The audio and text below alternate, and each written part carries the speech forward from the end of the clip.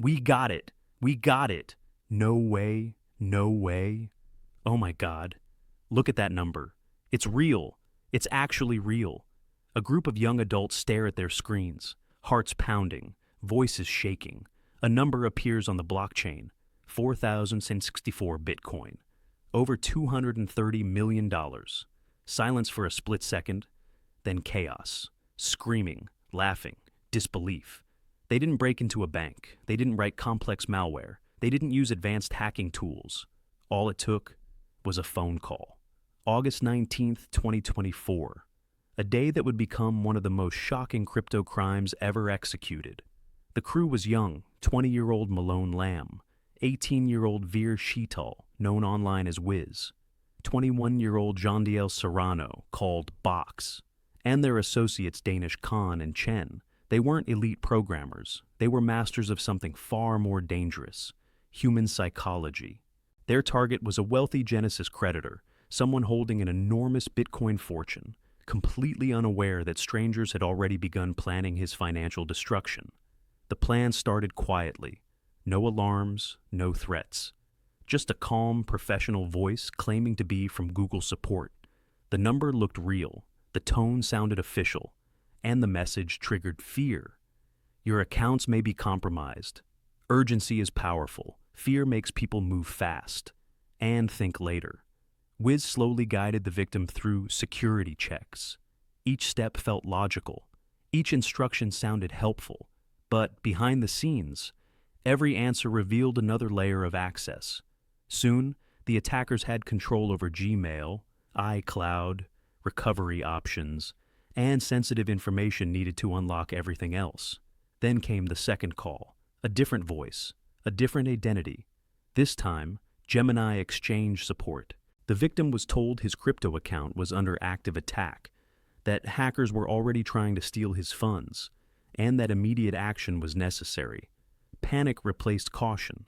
Under pressure, the victim reset two-factor authentication. That single decision opened the door completely.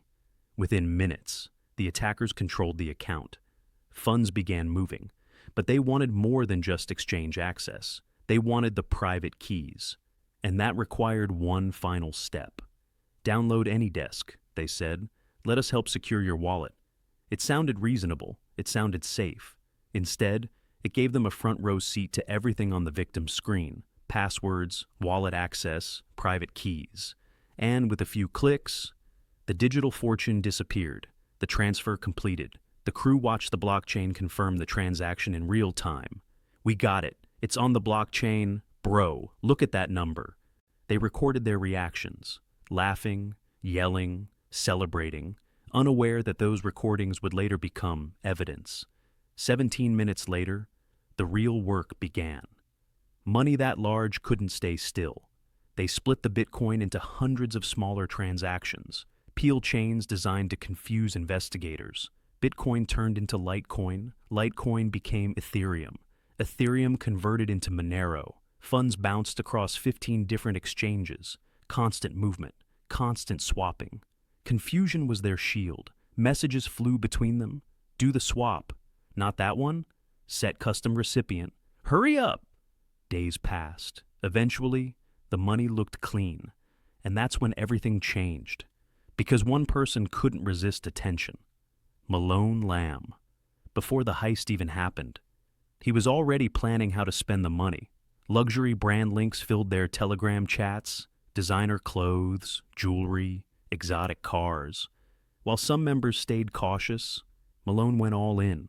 Los Angeles became his playground. Nightclubs became his second home. VIP sections, bottle services, bar tabs reaching $300,000, sometimes over $500,000 in a single night. DJs shouted his name. Screens flashed his identity. People whispered, "Who is this guy? Where did he come from?" Everywhere he went, money flowed like water.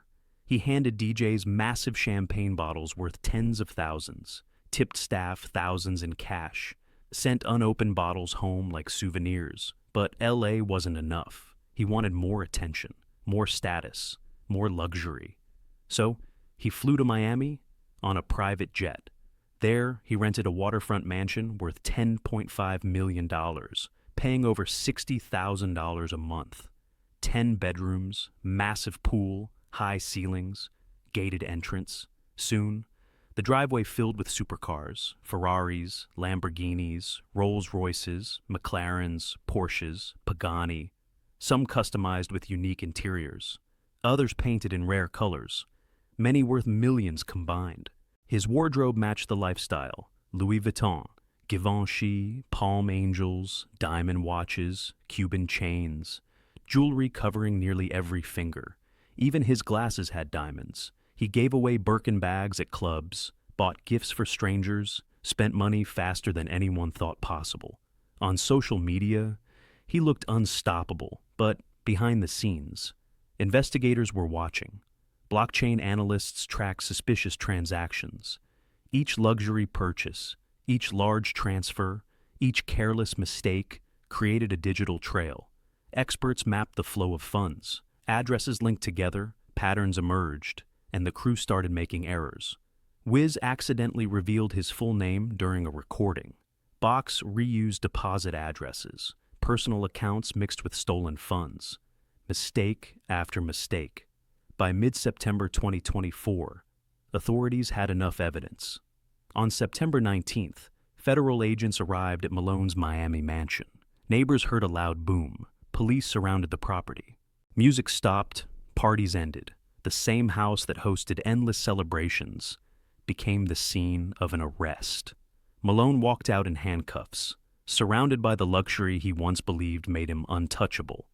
Millions were frozen, some funds recovered, but much of the crypto remained hidden in wallets. Cars were seized, jewelry collected, clothes cataloged, asset forfeiture began. Luxury vehicles prepared for auction. Damaged supercars reduced potential recovery value. Designer watches and jewelry expected to bring significant returns, but club spending and private jet flights were gone forever. The dream lifestyle vanished almost overnight. What remained was a lesson. The crime wasn't built on technical brilliance. It was built on manipulation, urgency, and human trust. The victim lost a fortune. The criminals lost their freedom. And the digital world watched one of the most shocking crypto crimes unfold in real time. In the end, the biggest weakness wasn't technology. It was human nature, because sometimes the most dangerous hack isn't code. It's a voice on the phone saying, "We're here to help.